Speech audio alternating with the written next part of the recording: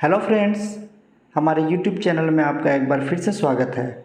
आज हम लोग Bihar DElEd join entrance test 2022 के सिलेबस के बारे में और जो इसका सीबीटी एग्ज़ाम होगा, कंप्यूटर बेस्ड टेस्ट जो होगा, इसके बारे में चर्चा करेंगे कि आपका एग्ज़ाम कैसा होगा, आपको कैसे एग्ज़ाम देना है। बहुत लोगों का कमेंट आ रहा है कि सर ऑनलाइन एग्ज़ाम कैसे लिया जाएगा, क्योंकि बहुत लोग ज़्यादातर लोग हैं जो अभी तक ऑनलाइन एग्ज़ाम में अटेंड नहीं किया है। तो हम लोग इसके बारे में चर्चा करेंगे। सबसे पहले हम बता देते हैं कि आपको जो सब्जेक्ट है आपका, जैसे आपका हिंदी है तो हिंदी, या फिर उर्दू है तो उर्दू, जिसमें आपका पूरे 30 क्वेश्चन पूछा जाएगा और उसका 90 मार्क्स मिलेगा, मतलब पर क्वेश्चन 3 मार्क्स मिलेगा। उसके बाद मैथ में आपको 30 क्वेश्चन पूछा जाएगा जिसका 90 मार्क्स मिलेगा। साइंस में 20 नंबर पूछा जाएगा जिसका आपको 60 नंबर मिलेगा। उसके बाद सोशल स्टडीज़ में 20 नंबर पूछा जाएगा जिसका आपको 60 नंबर मिलेगा। उसके बाद जनरल इंग्लिश में आपका 25 नंबर का पूछा जाएगा जिसका जो है आपको 75 नंबर मिलेगा। उसके बाद रीजनिंग में आपका 25 नंबर का पूछा जाएगा जिसका आपको 75 नंबर मिलेगा। इस तरह से आपको पूरे 150 क्वेश्चन पूछा जाएगा जिसका आपको 450 नंबर मिलेगा। मतलब एक सही क्वेश्चन पे आप अगर एक सही क्वेश्चन का आंसर देते हैं, एक सही आंसर देते हैं, उसका 3 मार्क्स मिलेगा। अब वहीं पे है कि आप जो है अगर आप गलत करते हैं, आपका अगर आंसर गलत होता है तो क्या होगा। तो जैसे कि यहाँ पे देख रहे हैं आप, सही पे 3 मार्क्स मिलेगा तो गलत में आपका जो है 1 मार्क्स कम हो जाएगा। ठीक है, मतलब आपने एक क्वेश्चन आपका सही हुआ है जिसमें आपको 3 मार्क्स मिला है और आपका 3 क्वेश्चन गलत होता है तो आपका जो है 3 मार्क्स कट जाएगा। तो इस तरह से होता है निगेटिव मार्किंग।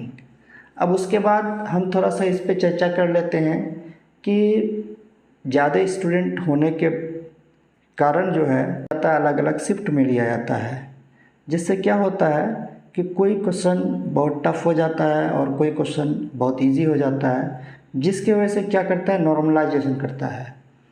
नॉर्मलाइजेशन क्या करता है कि इसमें हर क्वेश्चन को देख करके एवरेज निकाला जाता है। जो अगर टफ क्वेश्चन है तो उसका परसेंटेज मार्क्स का कुछ बढ़ा दिया जाता है, और जो आसान क्वेश्चन होता है जिसका क्या किया जाता है कि कुछ मार्क्स उसका घटा दिया जाता है, ताकि यह ना हो कि कोई विशेष आदमी को, किसी विशेष कैंडिडेट को जो है ज़्यादा मार्क्स मिल जाए और किसी को कम मार्क्स मिले।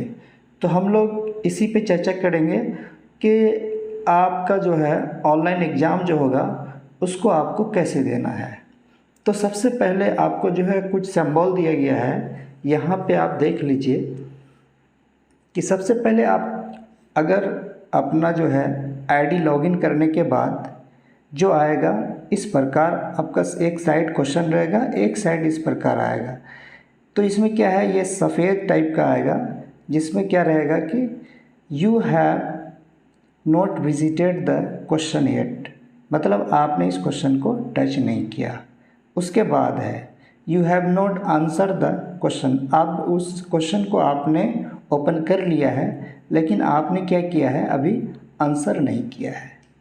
उसके बाद आपका जो है ये ग्रीन कलर का हो जाएगा जब आप जो है उस क्वेश्चन का आंसर दे दोगे, चाहे आपका आंसर सही है या गलत है, आपने उसका आंसर दे दिया, ये जो है आपका ग्रीन हो जाएगा। उसके बाद क्या है, you have not answer the question but have mark the question for review. आप क्या करते हैं कि नीचे आपका बटन होगा, आप उसका क्वेश्चन नहीं देते हैं, क्वेश्चन का आंसर नहीं देते हैं और वहाँ पे कर देते क्या है, क्लिक कर देते हैं। जैसे यहाँ पे आपका दिया गया है कि मार्क फॉर रिव्यू, तो वहाँ पे मार्क फॉर रिव्यू लगा देते हैं और आप क्या करते हैं, नेक्स्ट क्वेश्चन पे चले जाते हैं। उसके बाद अगला ये है कि आपका ये गोल हो जाएगा और ग्रीन टिक आएगा। ठीक है, you have answer the question but mark it for. अब क्या होता है ना कि हम किसी क्वेश्चन का आंसर तो दे दिए, बट हमको कन्फ्यूज़न है। अगर हमको कन्फ्यूज़न है, आंसर तो दे चुके हैं, कन्फ्यूज़न है, तो क्या होगा कि वो हम जो मार्क अगर कर देंगे तो वो बाद में हम देख सकते हैं। लेकिन यहीं पे आप अगर मार्क नहीं करते हैं, उस क्वेश्चन को स्किप कर जाते हैं, तो क्या होगा कि वो क्वेश्चन का आपको नंबर नहीं जुटेगा। और ये क्वेश्चन आप अगर करते हैं कि you have answer the question but mark it for review, इसके लिए अगर लगा देते हैं तो क्या होगा, अगर आपके पास टाइम बचता है तो आप उसका सही आंसर लिख लेते हैं, अन्यथा अगर नहीं लिख पाते हैं, आपका टाइम ख़त्म हो जाता है, तो क्या होगा कि वो आपने जिस पे टिक किया है वो ऑटोमेटिक सेलेक्ट हो जाएगा, उसका आपका आंसर हो जाएगा। अब वो चाहे गलत हो या सही हो, लेकिन आपका आंसर हो जाएगा, वो काउंट में आ जाएगा। अब नीचे कुछ लगा हुआ रहेगा आपका, क्या है, मार्क फॉर रिव्यू।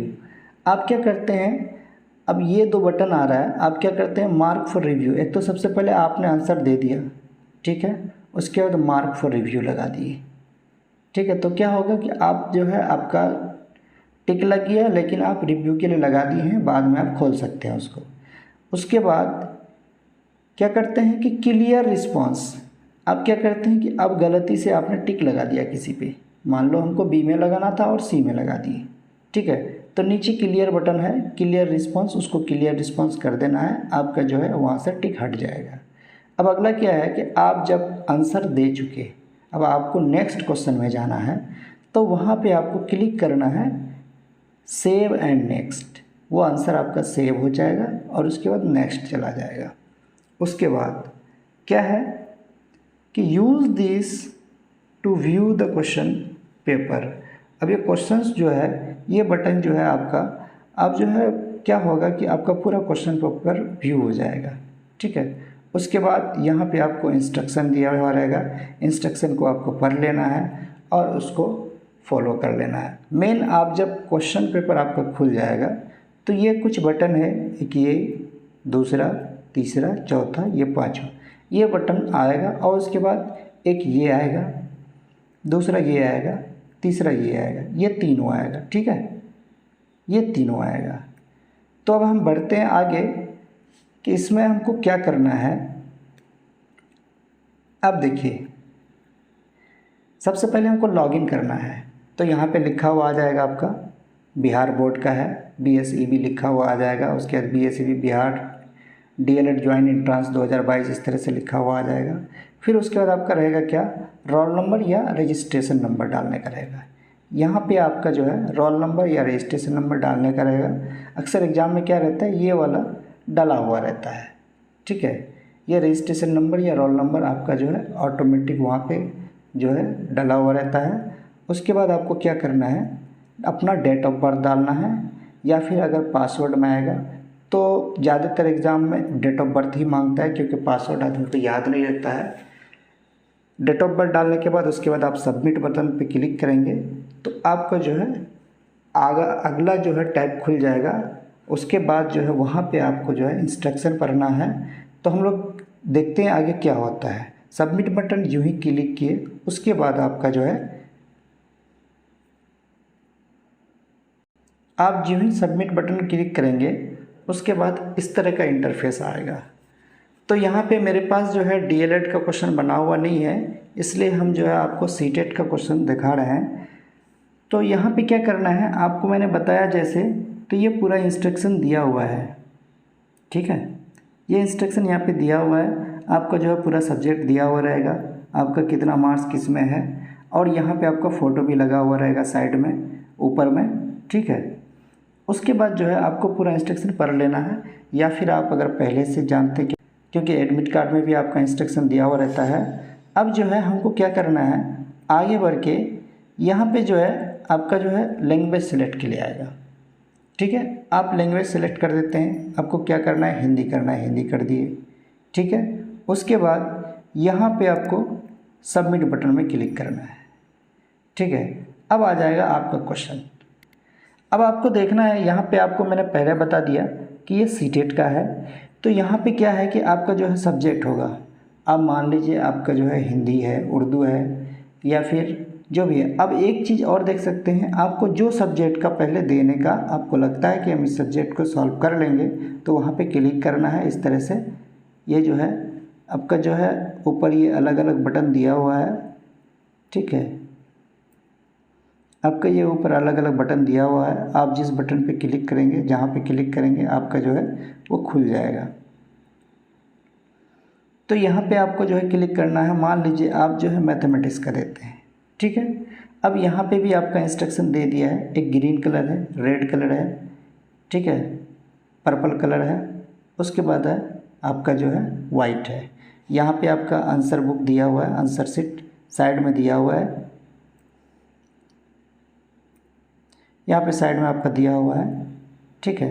आपको जो है यहाँ पे एकदम बिल्कुल सामने दिखाई देगा कि आपका सही आंसर जा रहा है या नहीं जा रहा है, किस में आप टिक लगा रहे हैं नहीं लगा रहे हैं, किस कौन सा हुआ आपका नहीं हुआ, ठीक है। अब यहाँ पे क्या करते हैं कि अब हम मान लो किसी का भी आंसर देख लेते हैं, ठीक है, कोई भी आंसर। तो मैथमेटिक्स का है एक, देखिए हम यहाँ पे कोई अभी मैथ बना करके आपको नहीं बता रहे हैं, हम क्या कर रहे हैं किसी एक पे क्लिक कर देते हैं। मान लो हमने क्लिक कर दिया सी नंबर पे, ठीक है। मैं आपको बता देता हूँ फिर से, चाहे ये सही हो या गलत हो ये नहीं पता, हम बना के नहीं देख रहे हैं, ठीक है। उसके बाद हमको क्या करना है, सेव एंड नेक्स्ट कर देना है, ठीक है। सेव एंड नेक्स्ट, ये कहाँ पे, यहाँ पे सेव एंड नेक्स्ट है, यहाँ पे हम लोग क्लिक कर दिए, ठीक है। अब दूसरा मार्क्स में चला गया, ठीक। ये जो है बाय मिस्टेक जो है हमारा 32 नंबर हो गया, हम 1 नंबर पे आते हैं, ठीक है, 1 नंबर पे आ गए। तो हम क्या करेंगे, सेव एंड नेक्स्ट कर देंगे। यहाँ पे आपको मैंने बता दिया कि यहाँ पे सेव एंड नेक्स्ट दिया हुआ है, यहाँ पे हम क्लिक कर देंगे, सेव एंड नेक्स्ट, ठीक है, दूसरा नंबर आ गया। तो हमने टिक नहीं लगाया था, जिसकी वजह से ये क्या है, रेड आया, नोट आंसर्ड आया है। अब हम टिक लगा देते हैं, मान लो बी में लगा दिए। अब हम क्या करेंगे, सेव एंड नेक्स्ट करेंगे, ये ग्रीन हो गया, ठीक है। फिर हम जो है अगला क्वेश्चन पढ़ते हैं और यहाँ पे हम लगा देते हैं सी में, ठीक है। Save and next, save and next यहाँ पे क्लिक करेंगे, ठीक है, सेव एंड नेक्स्ट कर दिए। अगला क्वेश्चन आ गया, फिर आपका ग्रीन हो गया, यहाँ पे आपको दिखाई दे रहा है कि ये ग्रीन हो गया, ठीक है। अब आगे क्या करते हैं हम कि मान लो कोई क्वेश्चन है, उसका आंसर हम दे चुके हैं, ठीक है, बट हमको लग रहा है कि ये कन्फ्यूज़न है, हम बाद में हमको देखने का मौका मिल जाए, तो हम क्या करेंगे, मार्क एंड रिव्यू, यहाँ पे आपका है मार्क एंड रिव्यू, ठीक है। मार्क एंड रिव्यू में हम क्या कर दिए, क्लिक कर देंगे, यहाँ पे मार्क एंड रिव्यू हो गया। यहाँ पे आगे आपका टिक लगा हुआ है, पर्पल कलर में है, ठीक है, आपको आगे मौका मिल जाएगा। फिर एक क्वेश्चन हम देखते हैं, ए में लगा दिए, क्वेश्चन पढ़ लिए, ए में लगा दिए, तो फिर मार्क एंड रिव्यू में हम लगा देते हैं, ठीक है, लगा दिए, फिर वो पर्पल हो गया और टिक लग गया। लेकिन अब हम क्या करते हैं, हम आंसर नहीं देते हैं, पहले तो आंसर दे चुके थे, आंसर नहीं देते हैं, फिर मार्क एंड रिव्यू लगा देते हैं, ठीक है, वो पर्पल हो गया, टिक लगा हुआ नहीं आएगा, फिर मार्क एंड रिव्यू लगाते हैं अगला क्वेश्चन में, ये हो गया, ठीक है। अब अगला क्या है, क्लियर रिस्पॉन्स। मान लो हम यहाँ पे टिक लगाया, हमने यहाँ पे टिक लगाया, ये हमको लग रहा है कि गलत है, ठीक है, तो हम क्या करेंगे, क्लियर कर देंगे, वो हट गया। इसी तरह जो है हम अपने क्वेश्चन को सॉल्व करेंगे। उसके बाद क्या करना है, अब देखो हम जो है इसको टिक लगाते जा रहे हैं, ठीक, किसी में भी टिक लगा रहे हैं। मान लो हमें, आपको पहले बता चुके हैं कि हम एग्जैक्ट नहीं लगा रहे हैं, क्योंकि आंसर देख करके नहीं लगा रहे हैं, क्वेश्चन को पढ़ के नहीं लगा रहे हैं, ठीक है। उसके बाद हम सब्जेक्ट चेंज करना है। मान लो हम यहाँ पे हमारा जो है क्या कहते हैं, लैंग्वेज का सब्जेक्ट है, हिंदी है, इंग्लिश, हिंदी या उर्दू का है, तो हमको नहीं देना है, हमको देना है भाई इंग्लिश का, हम इंग्लिश में लगा दिए, ठीक है, इंग्लिश में आ गए। अब हम क्या करते हैं, आंसर देते हैं, पैसेज को पढ़ना है या फिर ग्रामर से आपका क्वेश्चन आएगा इसमें डीएलएड में, उसको पढ़ना है, उसको हल करना है, उसका आंसर कर दिया, टिक लगा दिए, सेव एंड नेक्स्ट कर दिए, ठीक है। यहाँ पे आपका जो है आपका आ गया, इस तरह से जो है आपका ऑनलाइन एग्ज़ाम होगा। बस इतना ख्याल रखना है आपको कि आपको माउस अच्छी तरह से बैलेंस करने के लिए आ जाए, माउस चलाने के लिए आ जाए, क्योंकि आपको पूरा माउस से ही काम करना है। आपको यहाँ पे कीबोर्ड का ज़रूरत पड़ता नहीं है, ठीक है। और ध्यान रहे आपको एक चीज़ और है, मान लो आप एक क्वेश्चन, यहाँ पे हम मैथमेटिक्स में चले गए, ठीक है। यहाँ पे मेरा क्वेश्चन क्या है, हिंदी में है, याद रहे, ठीक है, हिंदी में है। हमको क्या करना है, अब ये क्वेश्चन समझ में नहीं आ रहा है हिंदी में, ठीक है। तो हम क्या करेंगे, ऊपर में आपका लैंग्वेज चेंज करने का रहेगा, इसको इंग्लिश में कर दिया, इंग्लिश में चेंज किया। अगर मान लो आप जो है इंग्लिश में सिलेक्ट कर चुके हैं लेकिन आपको समझ में नहीं आ रहा है क्वेश्चन, तो आपको लैंग्वेज हिंदी करना है। अब हिंदी में क्वेश्चन को चेंज कर दिए। बहुत ही इजी है ऑनलाइन एग्ज़ाम देना, क्योंकि आप ऑफलाइन जब एग्ज़ाम देते थे तो आपके पास हार्ड कॉपी होता था, क्वेश्चन पेपर होता था, आपको जो है आंसर करने में आपको सर्कल करना पड़ता था, किसी गोला को घेर करके आपको जो है पूरा कलर करना पड़ता था। इस तरह से गोला दे दिया, इसको पूरा कलर करना पड़ता था, उसमें टाइम ज़्यादा लगता था। लेकिन अब इसमें टाइम नहीं लगता है, बिल्कुल भी नहीं लगता। आपका बिल्कुल आप पूरे अपने आप में संतुष्ट हैं कि ये मेरा आंसर सही है, आपने लगा दिया और क्या हुआ कि आपका जो है आप आगे बढ़ गए। 7 नेक्स्ट कर दिए, फिर 7 नेक्स्ट कर देंगे, 7 नेक्स्ट, सॉरी हमने 3 नंबर में क्या किया कि आंसर नहीं दिया, तो हम यहाँ पे क्या करते हैं 32 में आ जाते हैं फिर से। तो हम क्या किया, आंसर दे दिए 7 नेक्स्ट, फिर आंसर दे दिए 7 नेक्स्ट, फिर आंसर दे दिए 7 नेक्स्ट। तो इस तरह से आपका जो है ऑनलाइन एग्ज़ाम होगा। और आपका ऊपर में जो है, यहाँ पे सबसे ऊपर में आपका फ़ोटो भी आएगा। बिल्कुल यहाँ पे कोई दिक्कत नहीं है आपको कि आपका हो रहा है कि नहीं हो रहा है। आपने जो एडमिट कार्ड में आपने जो फॉर्म भरते समय जो है अपना फ़ोटो दिया था, वो फ़ोटो आपका आ जाएगा। उसके बाद मेन पॉइंट क्या है आपका कि ऊपर में आपका टाइमिंग भी आएगा। यहाँ पे आपको दिख रहा है कि आपका जो है यहाँ टाइमिंग चल रहा है, टाइमर चल रहा है, टाइमर चल रहा है। जैसे 2 घंटा आपका एग्ज़ाम 2 घंटा 30 मिनट का होगा, मतलब 150 मिनट का होगा। तो यहाँ पे आपका ऊपर में सबसे ऊपर में टाइमर लगा हुआ रहेगा। उसके बाद टाइमर घटते जाएगा आपका। आपने लॉगिन किया, लॉगिन करने के बाद आप अपने क्वेश्चन में एंटर कर गया, उसके बाद आपका जो है टाइमर स्टार्ट, मतलब टाइमर स्टार्ट कब होगा, वहाँ से आपको जो है जब इंस्ट्रक्शन मिलेगा इन्विजिलेटर द्वारा कि आपको अब अपना लॉगिन कर लेना है, उसके बाद आपका लॉगिन हो जाएगा। उसके बाद जो है आपका जो है टाइमर स्टार्ट हो जाएगा। तो उम्मीद करते हैं आप लोगों को समझ में आ गया होगा और आप लोग को थोड़ा भी परेशान होने की ज़रूरत नहीं है कि ऑनलाइन एग्ज़ाम कैसे होगा नहीं होगा। ये हमारा जो है वीडियो जो है कुछ हमारे व्यूवर्स हैं जो उसके डिमांड पर बनाया गया है, सिर्फ एक डेमो के लिए बनाया गया है। और इसमें आपको जो है किसी भी क्वेश्चन का आंसर जो है हमने हो सकता है गलत दिया है, इसके लिए आपको जो है नज़रअंदाज करना होगा। क्योंकि मेरे पास हम अगर सही आंसर देख करके पूरा क्वेश्चन पढ़ के अगर हम आंसर देते हैं तो हमको टाइम लगेगा, इसलिए हमने बिना पढ़े सिर्फ आपको बताने के लिए कहीं एक टिक लगा दिया, उसके बाद हम आगे बढ़ गए। उम्मीद करता हूँ आप लोगों को समझ में आ गया होगा और मेरे चैनल को सब्सक्राइब करना ना भूलें और बेल आइकन को भी क्लिक कर लें ताकि आने वाला वीडियो का आपको जो है नोटिफिकेशन मिल जाए। ओके, धन्यवाद।